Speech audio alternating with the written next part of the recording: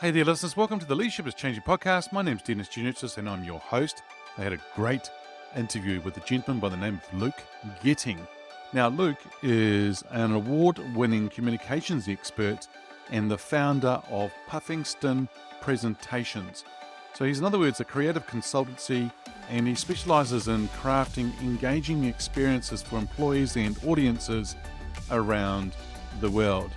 Now, Luke and I talked about various things, and one we talked about was around leaders presenting and how they come across to audiences and what they need to do to become an effective communicator. We talked about change the world by using amazing communication, communicating really well that can actually inspire others indeed. And we also talked about connecting with authenticity. Hey listeners, sit back and enjoy.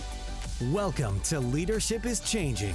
Each week, we and our guests provide information and insights through exploring leading change. This is taking your leadership to another level by finding the balance between executive excellence and personal well-being through stories that inspire real change. It's time to adapt in our fast-moving world when leadership is changing with your host, Denis Gianoutsos. Hey there, listeners. Welcome to another wonderful episode of the Leadership is Changing podcast. Great to have you here with us. I've got a great guest with me today. His name is Luke Goetting. Luke, a massive welcome to you. I appreciate it. I'm excited to get into some conversation about leadership. Excellent. Now, whereabouts in the world are you today? I am beaming in from Austin, Texas, and we're thrilled to be welcoming so many visitors from around the world right now. This is the time of the year we host the South by Southwest conference, which is a very popular one in tech and in the startup space. So yeah, I'll be jumping over to a startup crawl after this. Kind of a mix of startups meets pub crawl, trade show meets pub crawl kind of event. Pretty fun. Yep. And when does that, is it actually just in Austin? The event? Yeah. Yes. Yeah, cool. Pretty much over the whole downtown. And I don't know if you can get a hotel within 45 miles. Wow. And if you do get a hotel, it's probably very expensive this week or whatever. Yeah. Crazy. Correct. Yeah. And the Texas State Fair, I think that's normally in Dallas. Is that right? That is in Dallas. It is the largest in the United States. I've been there 3 or 4 times, and I still find random pockets that I like, huge ground areas that I've never seen before as I'm wandering around. But the key is if anyone is planning on attending, reach out to me.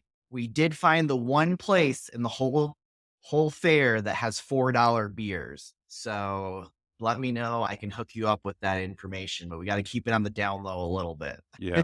So listeners, just quietly ask that question. We're not going to let everyone know. Exactly. Yeah. I've been to the State Fair once myself. I happened to be there and I got to experience corn dogs and a whole lot of other stuff. And it was a wonderful experience. So listeners, if you are going to go to the States, or if you are in the States, but you've never been to the Texas State Fair, highly recommend it. And check out what Luke's saying as well. There's a great place to go. Now, Luke, what I'd love you to do is to tell us more about you and your background. Of course. So I feel like my career has been pretty much defined in the broad category of communication. My first role out of college, out of uni, was in outside sales. And so I was pretty immediately just thrown out into the world. I was based in northern United States in Minnesota at the time, and I was traveling all over the Midwest, giving presentations to our network of partners and updating them on our product line. And I pretty quickly realized that my presentation and oftentimes my visual aids, those were the most important things to me being successful in my career.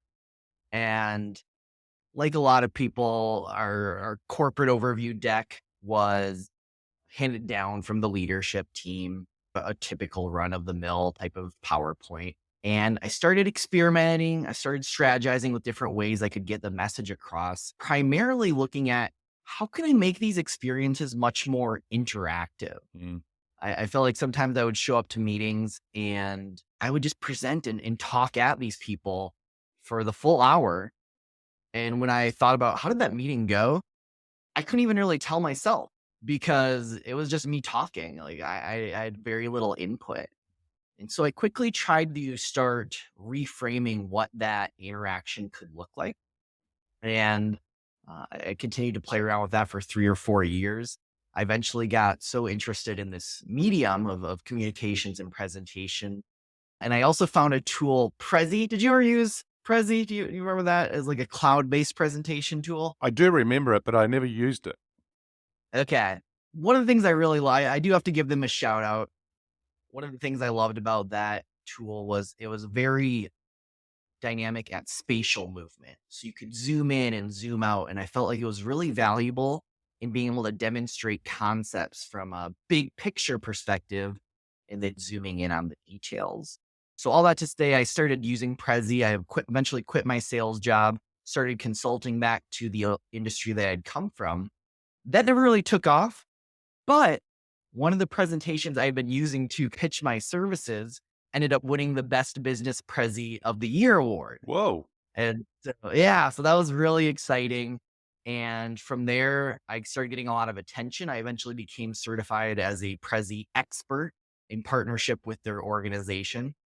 And so by accident, I became a presentation expert and eventually had a presentation agency called Puffington Presentations. And so for the last 10 plus years, we have worked with executives and sales teams and marketing teams to create high impact keynotes and high impact sales presentations and corporate templates that are distributed to tens of thousands of employees around the country.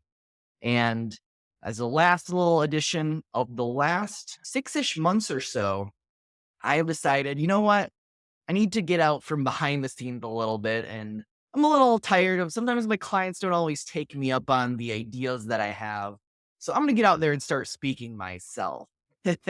And so maybe that was partially just the excitement of being able to have these in-person events again after the pandemic. But I have been professionally speaking for the last 6 months. I have a keynote called Engagement Unleashed, the Gen Z Opportunity. And it's all about how managers and leaders can better connect with this new emerging workforce, Gen Z, and how we have to adapt and essentially evolve with the new generation that's entering the workforce. So I'll probably frame a lot of my responses today on leadership in a bit of that context, because I think it's so critical that we don't just look at business processes and employee engagement as something that's been solved and something that's we have our systems and they're never going to need to change. I think it very much is an evolution that plays a critical role in leadership. Yeah. Well, and there was two reasons why I brought you onto today's show or the episode, right? Because when I did some research on you and looking at you, and I thought to myself, okay, so there's a couple of things here. One is there's a lot of leaders out there today that present and they are just the talking head up front. And I'm like, that is so boring. That is not even connecting with the audience. It's not even relevant. It's just so dumb. And they look really nervous and incompetent. And then on the other side was about you also doing the presentation side, but also helping others. But it's about how do we maybe use technology today, or how do we actually do things? Because one question I've got for you right up front is, when you are pulling together a presentation, can we get too fancy with some of the technology stuff? Is it a good thing to do or not? It's a great question. And I think there's a lot of nuance to my response, but I'll try to keep it crisp here.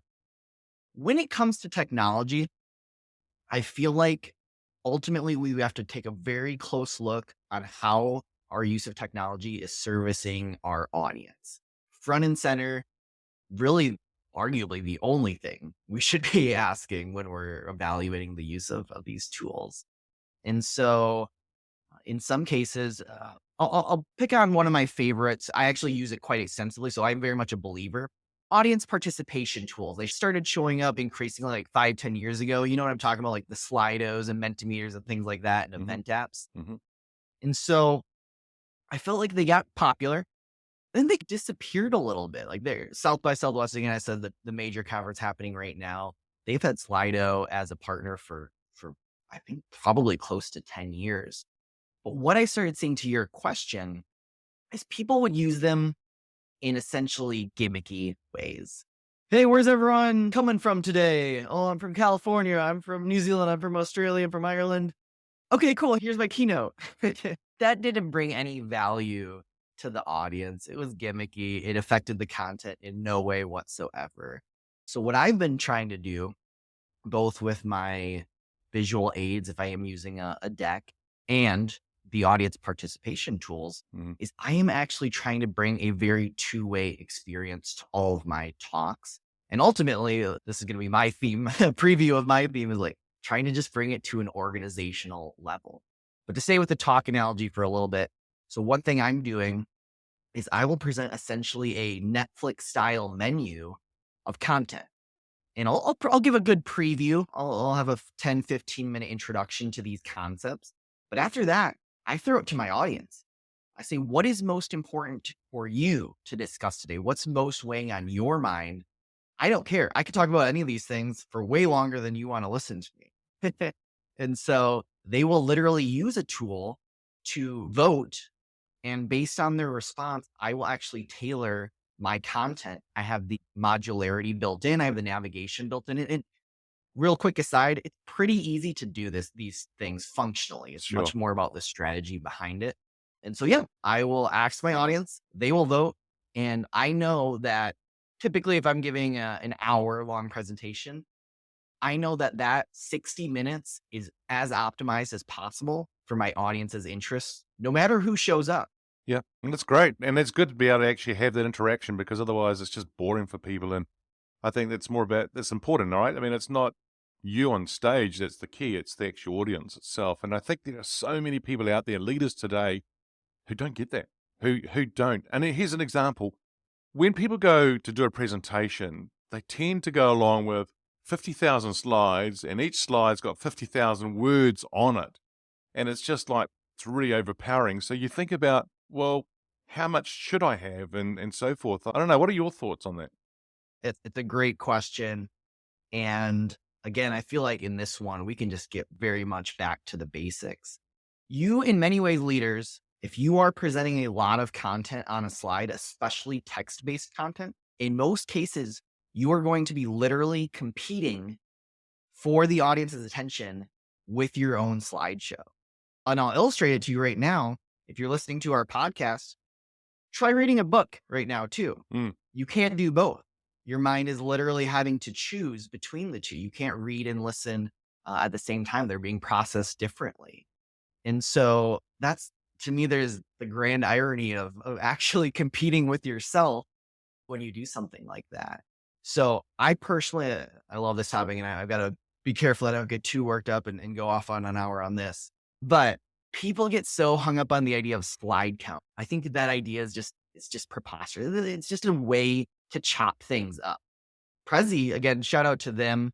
They thought much more of a presentation in the idea of frames, as in like zooming in and out, much more of a vision of cinematography like we see in movies and in shows.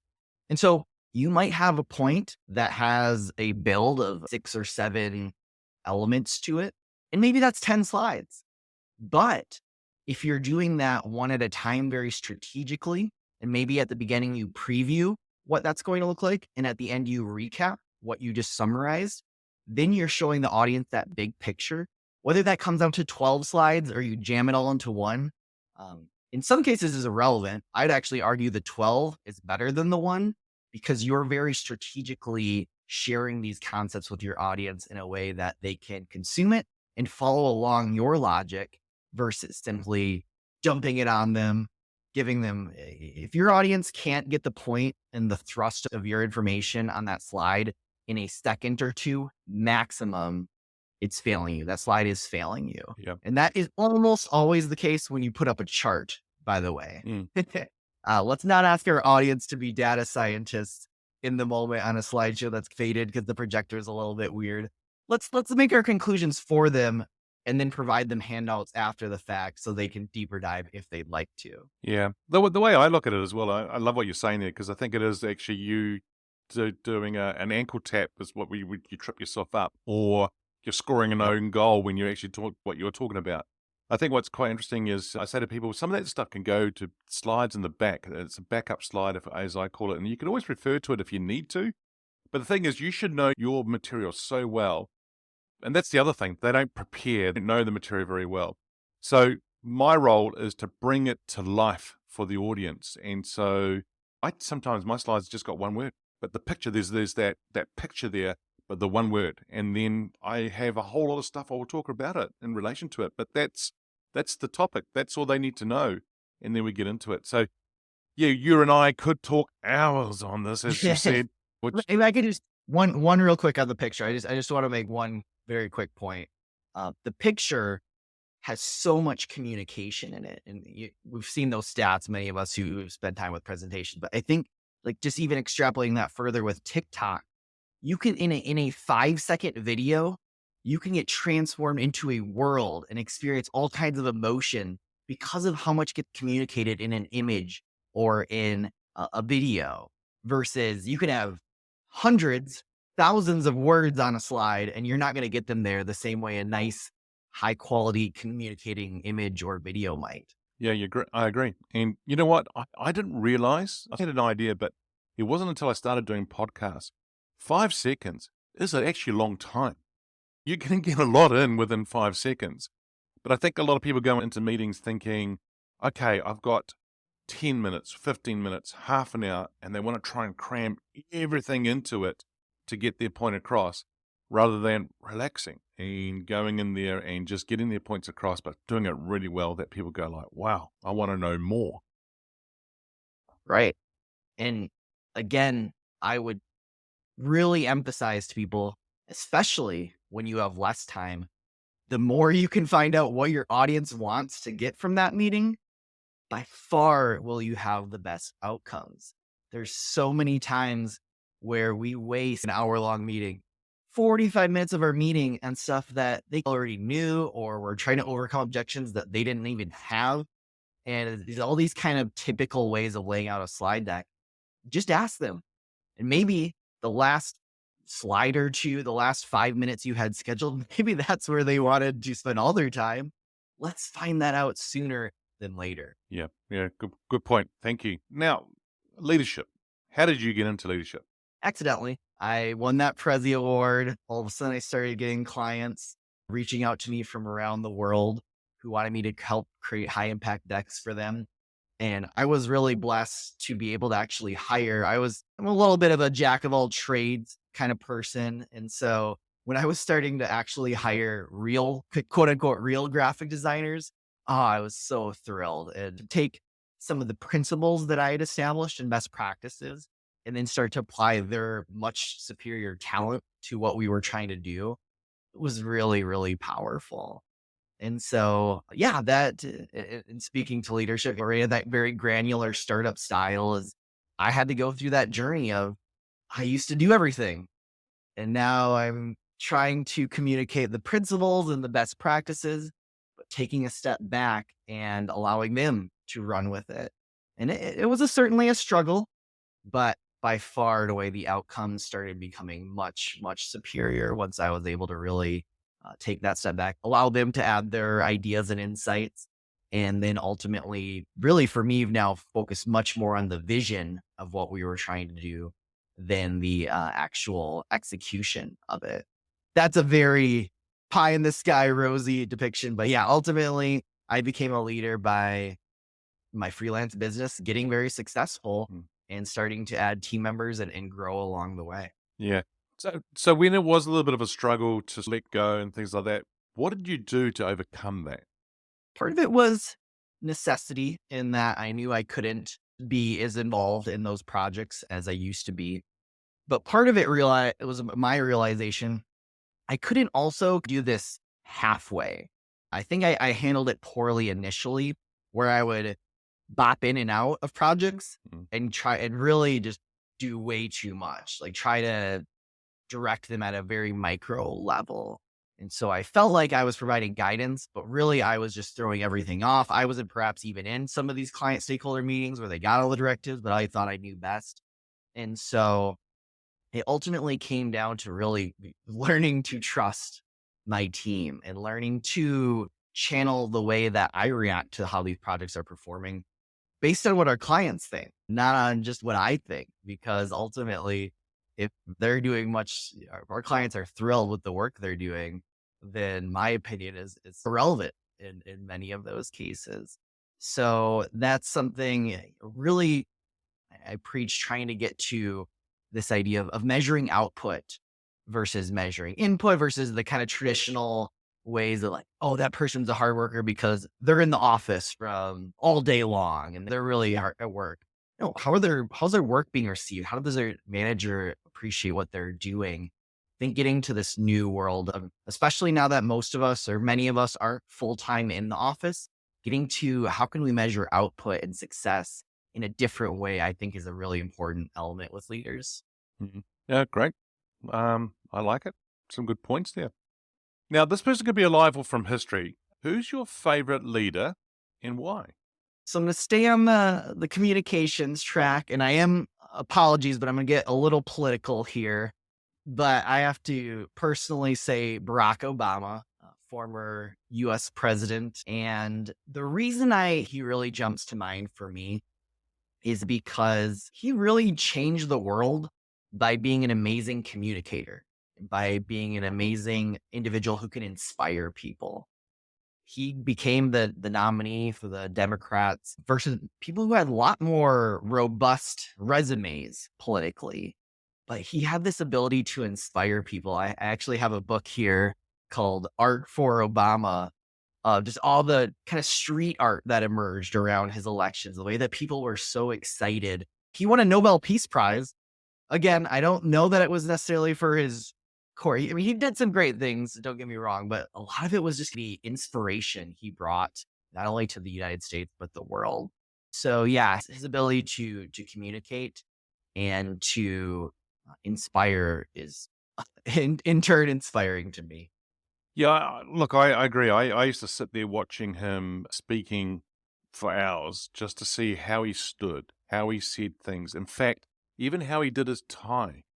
And I wanted to do my Mm. tie like him when I was wearing ties in those days and things like that. And yeah, you're so right. I think his ability to communicate very well, strong. Whether you support him as a politician or not, doesn't matter. If you take that out of the picture, just think about the way that the guy communicates. And I love what you just said there about how he actually used the communication to actually change the world, but inspire people. And I think that's what leadership's about, people. That's what it's about. And I'd really like that you chose him, in fact, of that reason why, which is good.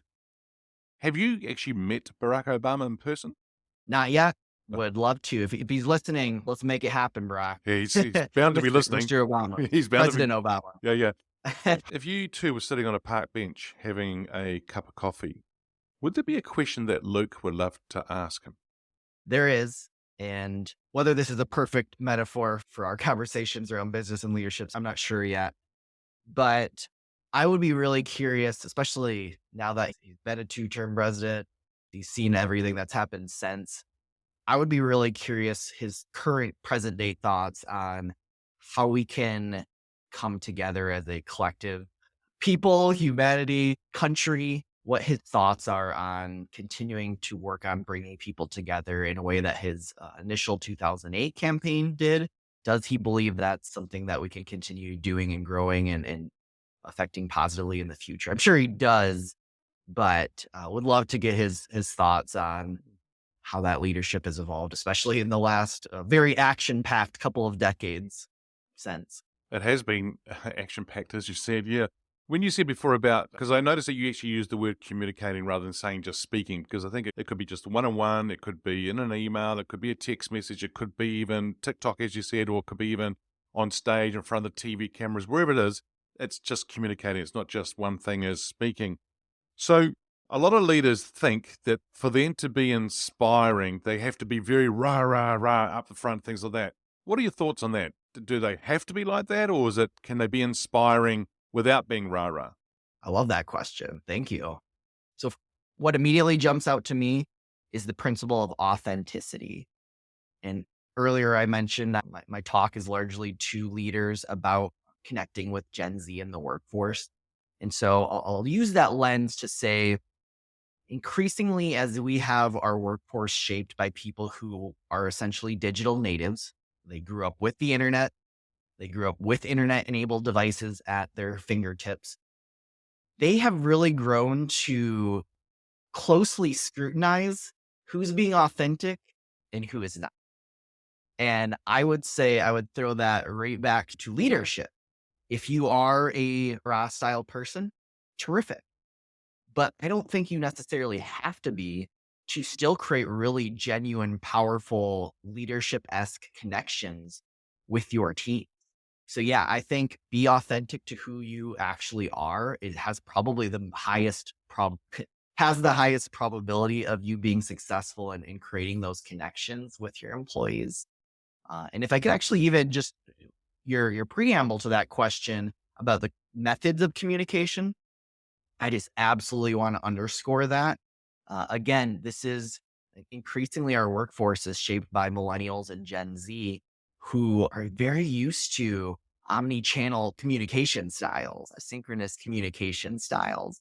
And so something like posting a 60-second video in your team's Slack channel or your team's channel, that may be a much better way to start reaching people than anything that you could do at an all hands style meeting. Although I certainly encourage that as well. But looking at these different avenues, I believe is really important. The corporate newsletter signed with a fancy quill pen and either mailed out or emailed out. I don't know that people are going to take the time to read those 4 paragraphs that your team worked endlessly on. Mm-hmm. Actually, I remember sitting in Houston actually about 10 years ago with a senior leadership team, and the senior executive said in the room, look, I want to be able to communicate with the team more, but I don't want always to do what we call town halls. And I know we should do like a newsletter email, but I just don't want it to be words. I just wish I could communicate better. And I went, well, why don't you do a 2-minute video or 3-minute video, smack it into the email if you want, or whatever you want to do then, because in those days it was like, oh, that's a pretty good technology. Do it something like that and bring it to life. Be you and be up front. And they went, wow, that's really good. Okay, great. Where would you like me to send the invoice? But it's all good. But I like what you say. It's about being a little bit smarter about what's available out there as a tool to be able to out there to go and do things that people are actually going to grasp it and get it. And yeah. And I would actually propose this can all become now a continuation. So let's say you do have that all hands meeting, which I do believe there's a lot of value to it. Perhaps typically there's going to be a lot of questions submitted. Maybe you gather them beforehand. Maybe you gather them in the meeting with audience participation tools.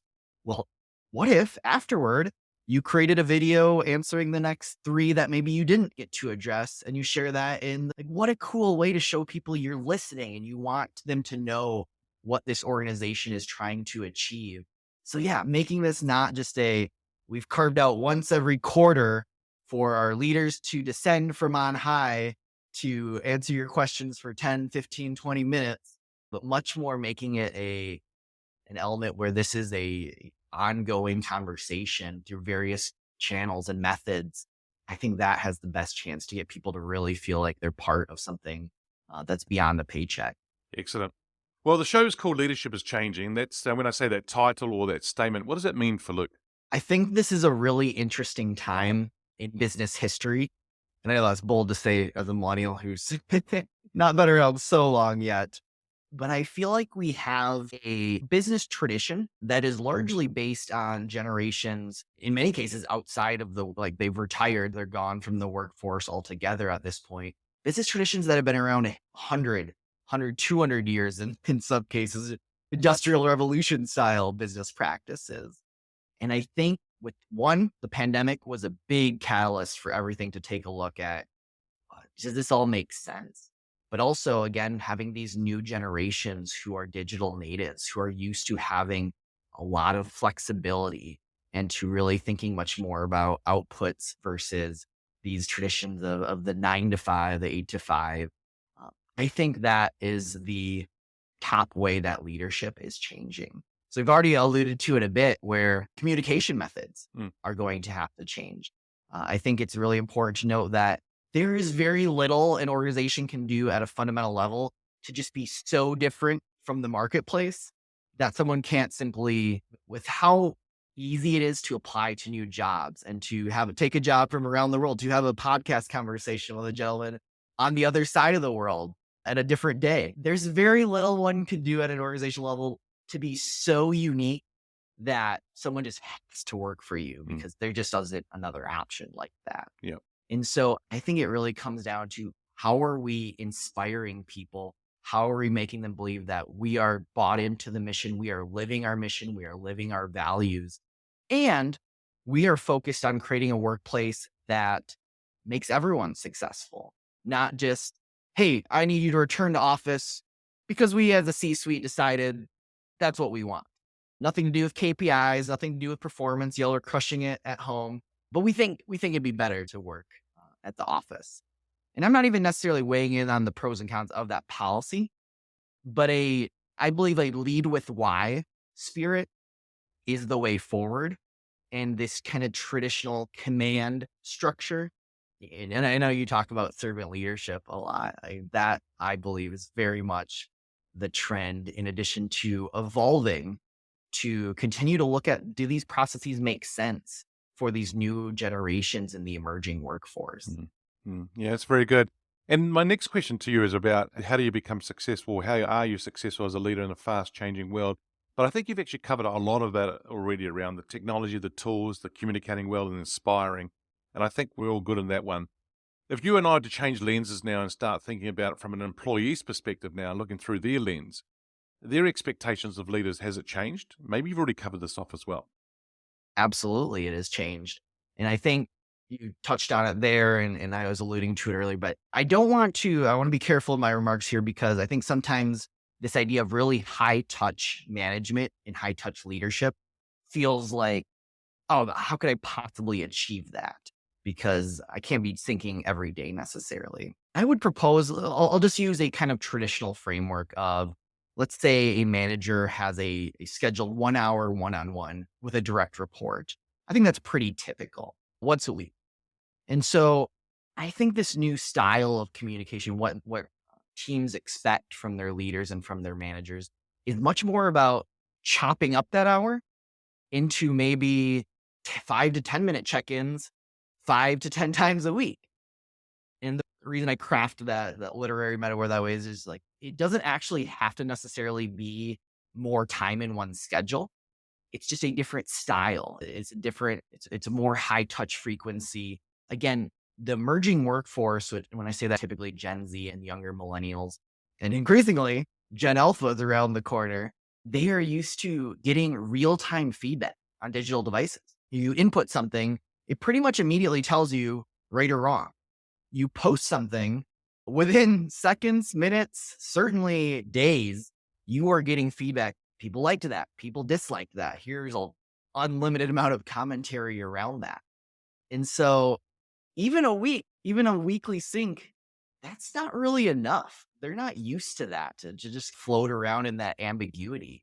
And I do believe that's a big reason why there's a lot more reasons, but anxiety among the younger generations, that is something they're not as used to, is having these huge gaps of communication and not being able to build off of what's happening. Okay, I worked for a few weeks. We have a monthly sync in.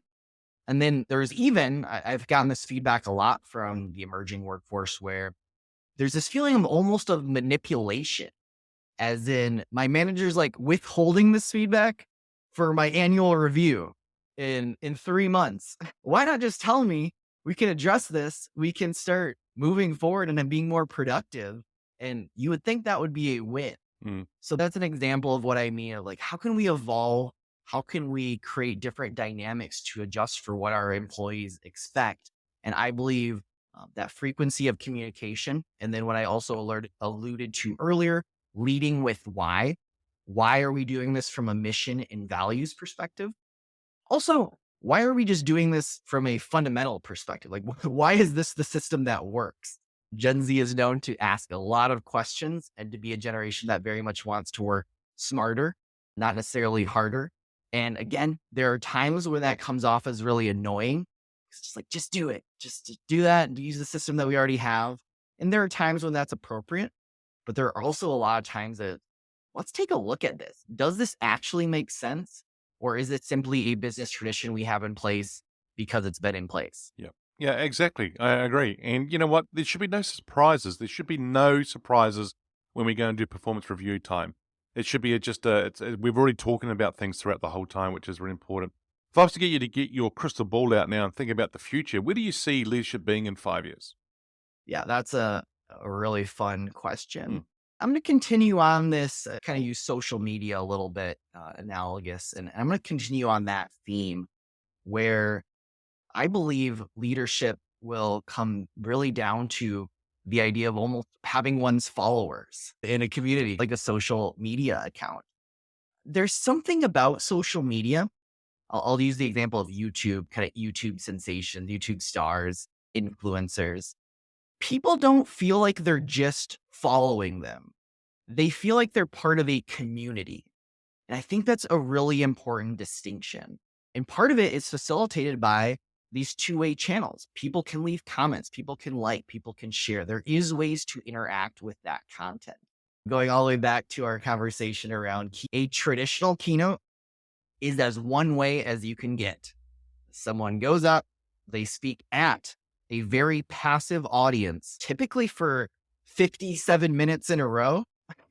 And then they might, if they don't screw it up and don't leave time, which most of the time actually seems to happen, they might grab a question or two at the end. And that actually oftentimes for me brings a jolt of energy to the room. It's like, oh, this is a little bit unscripted. This could be interesting. But yes, I believe these channels of two-way communication, of high-touch communication, of building a following around what your organization is trying to achieve, I think these are best practice principles. Oh, and by the way, not to bury the lead, these people, these influencers, they're entertaining. They're inspiring. People want to watch their content. That's important. We have to grab people's attention. And so all of those things, I believe, are what are going to continue to make their way into the future of work in a traditional corporate setting. So yeah, it's truly as native to your new workforce as can be. And so this idea of it being a new kind of persona in the workforce, Yep. that doesn't really seem to resonate with the emerging workforce. Yeah, absolutely. Well, Luke, it's been awesome talking to you today. Hey, if our listeners are wanting to go and get in touch with you, where should they go? I am very active on LinkedIn, so please reach out to me. I have an unusual last name, so I'm usually pretty easy to find there. And then I also have my website, lukegoetting.com. That's GOETTING.com. We'll throw that in the show notes for everyone. Please do connect with me. Love to have these ongoing future work conversations. It's a lot of fun. And thank you so much for having me. It's been a real honor. Oh, no, it's been great having you on as well. And thank you for sharing all your insights, wisdoms, and helping people understand a little bit more about how they can be inspiring and engaging for people. So it's been great. So thank you.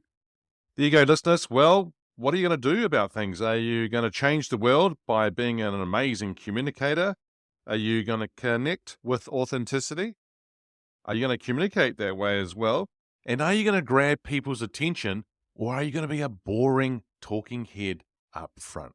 Well, it's totally up to you. You decide. Hey, thanks for joining us. Until next time, bye for now. Thank you for listening to this episode of Leadership is Changing with your host, Denis Gianoutsos. Each week, we and our guests provide information and insights through exploring leading change, inspiring executives and leaders to adapt and lead a bigger game in a fast-moving world.